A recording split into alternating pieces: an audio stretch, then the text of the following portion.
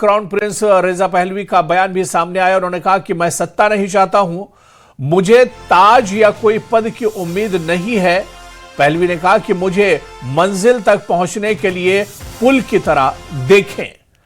तो ईरान मामले पर पूर्व क्राउन प्रिंस रजा पहलवी का बयान भी सामने आया है। उन्होंने कहा है कि मैं सत्ता नहीं चाहता हूं और ना ही मुझे ताज या कोई पद की उम्मीद है। रेजा पहलवी ने कहा कि मुझे मंजिल तक पहुंचने के लिए पुल की तरह देखें। इससे पहले भी ईरान में जो प्रोटेस्ट हुआ, हंगामा और प्रदर्शन हुआ, उसके पीछे रेजा पहलवी को ही एक तरह से माना जा रहा था और ये कहा जा रहा था कि रेजा पहलवी डोनाल्ड ट्रंप और अमेरिका के साथ मिलकर एक तरह से रिजीम बदलने की ईरान में कोशिश कर रहे हैं। I don't have any personal ambition.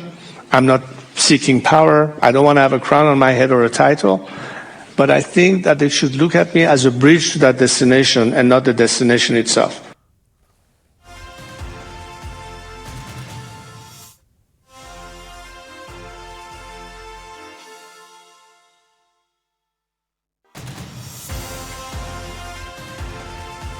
तो चलिए एक बार फिर आपको बता दें कि ईरान मामले पर अब पूर्व क्राउन प्रिंस रेजा पहलवी का भी बयान आया है।